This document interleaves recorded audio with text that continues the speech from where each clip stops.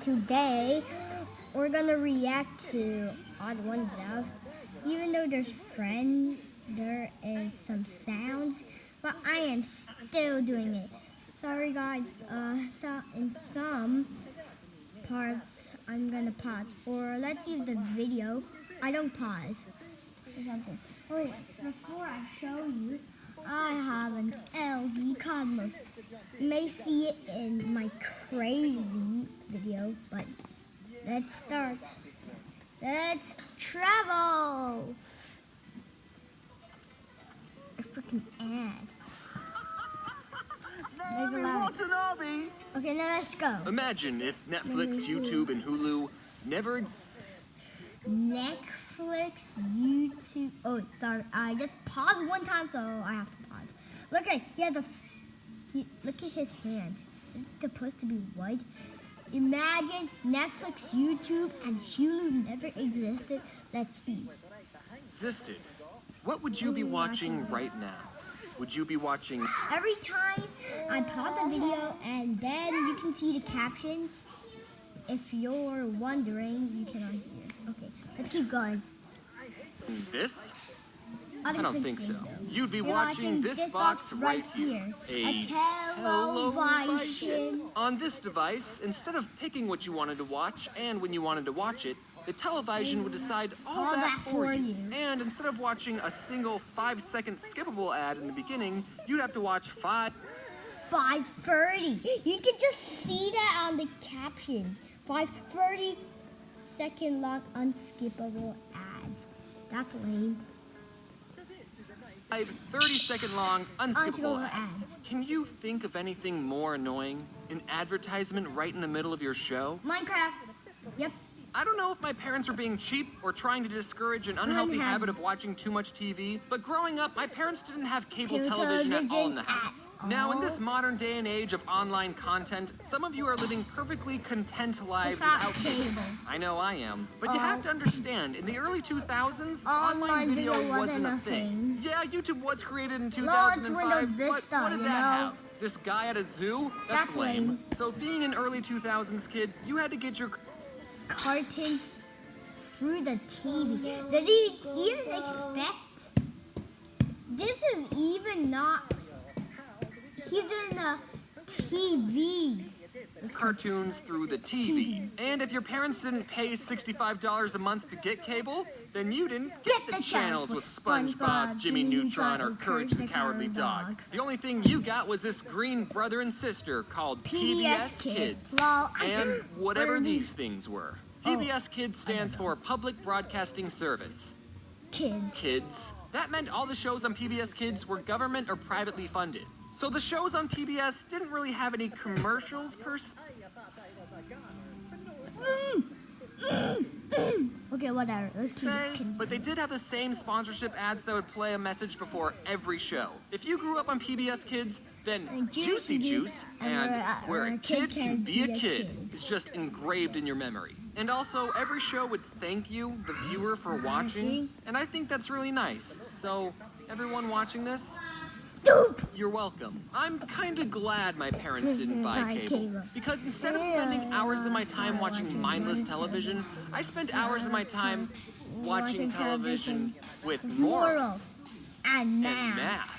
Yep, a lot of shows on PBS were either educational or taught you how to be a good person. The shows I'm gonna mention had pretty crazy concepts, but the conflicts in each episode were very down-to-earth and slice-of-life-y, almost like the shows were made for children. Like in Clifford the Big Red Dog. It's a show about this girl's dog who grew up to be the size of a freaking house for no reason, except for the fact that the girl loved the dog so much that he grew up to be a monster. So that means if your dog is normal-sized, you don't love it enough.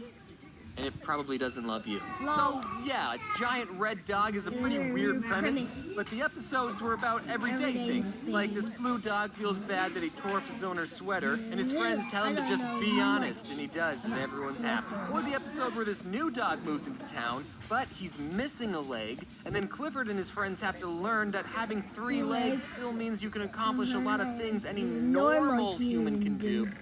Look at scribbly eyes. I think.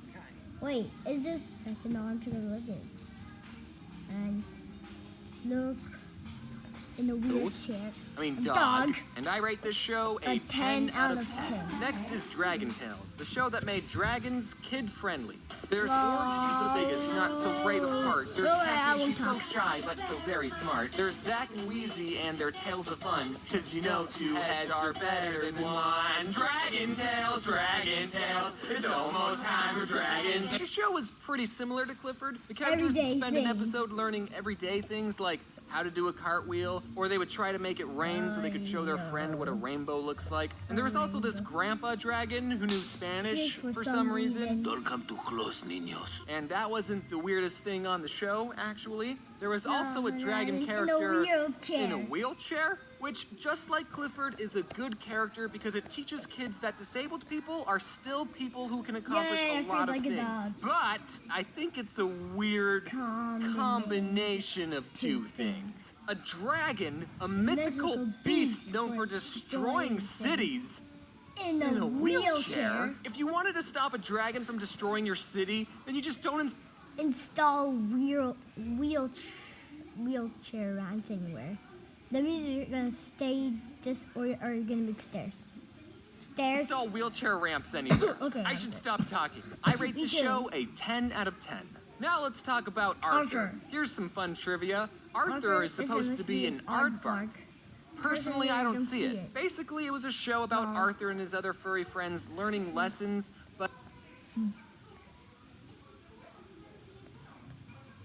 But Arthur attended to tackle more serious subjects than others two shows.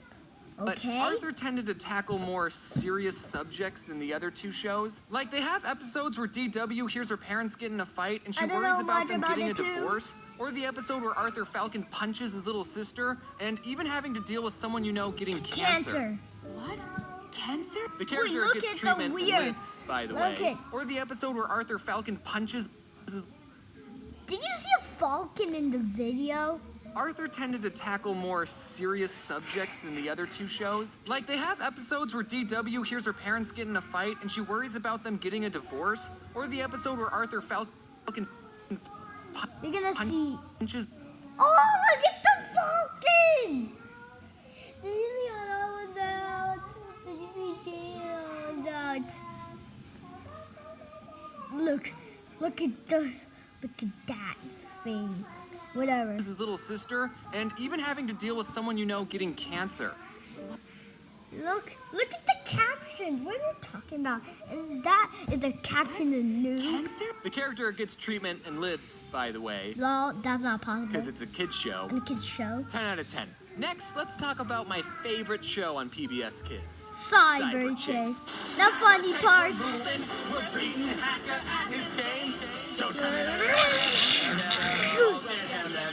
This show didn't teach kids morals or how to properly treat the disabled. It taught them something far more important. Math. Cyber Chase is set inside a virtual computer world, and this one character named Motherboard was supposed to be the queen/protector of this world, but she sucks at her job because the villain of the show, Christopher Lloyd, infects her with a virus. So now these three kids have to go on adventures using math principles to thwart the bad guys' plans to save Mommy Board, Motherboard. Funny part. Motherboard. But Mommy. Mom, come back, no. We need to save Mommy Board. And unlike all the other shows, this show had an overarching story.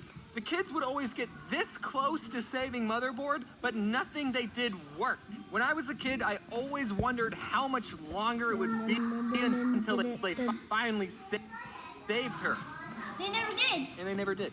The show's been going on for 16 years, and they're still learning new math principles, trying to save Motherboard. I think they're at calculus at this point. The show is teaching you slower than an actual school. What kind of a show makes you wait 16 years for a conclusion? Cyber Chase does, and it's one of the best shows ever created. 10 out of 10. One last show I want to bring up is called Caillou.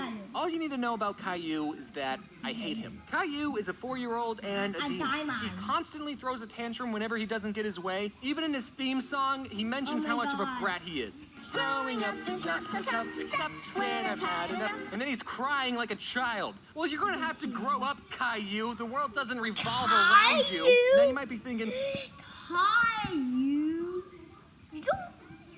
You don't say why you say James, this kid is 4 years old. Of course he's going to be a brat. And And I I agree, agree, but a but big big problem with problem, Caillou isn't the fact that he's a brat, but it's with his spineless parents. Caillou's mom just lets him get away with everything. Whenever I misbehaved, you know what happened to me? I had to go sit in the timeout corner. You know what happens to Caillou? Nothing. Not once.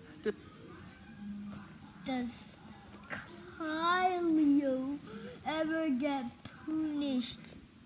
Does Caillou ever get punished? It's always his mom just being like, Caillou, what you said wasn't very nice. Now go be.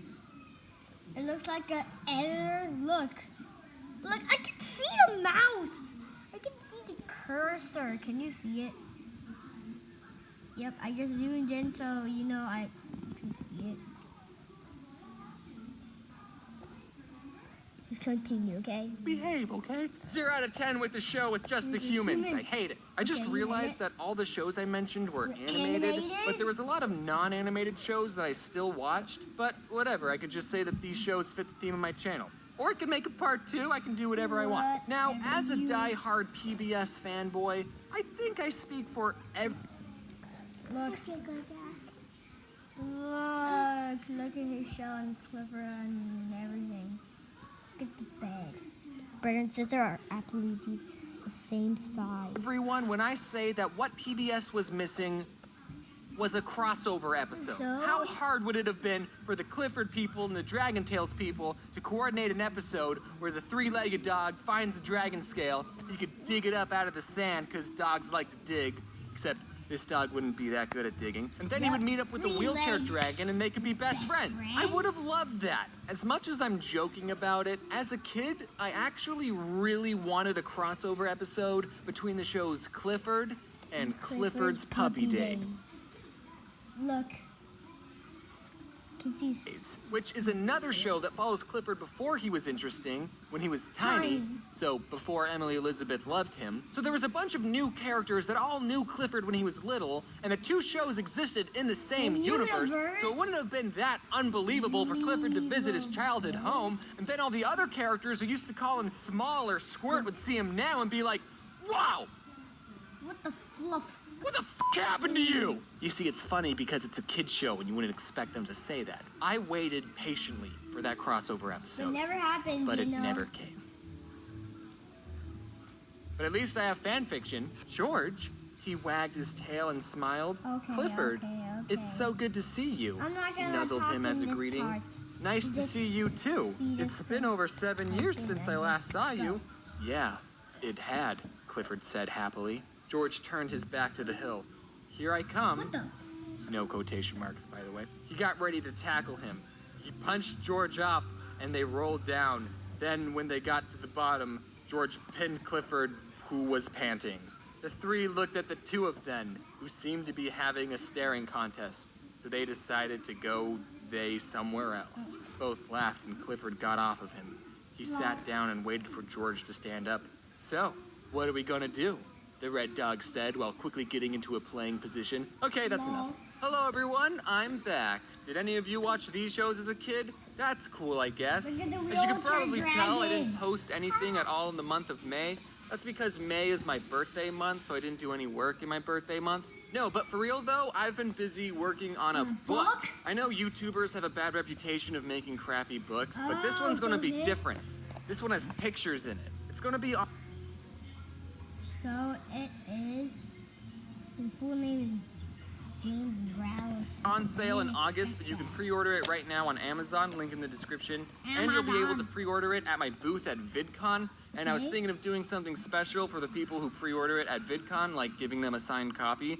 Sorry if you're not going to VidCon. So if you wanted to not going to pre-order it and you're VidCon. going to VidCon, wait to pre-order it there. Also sorry for the people not going to VidCon.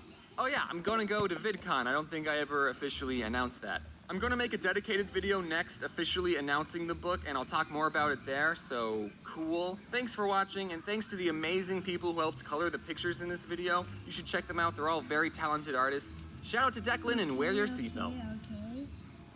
Okay, it's the end. Goodbye. Thanks for watching. Goodbye.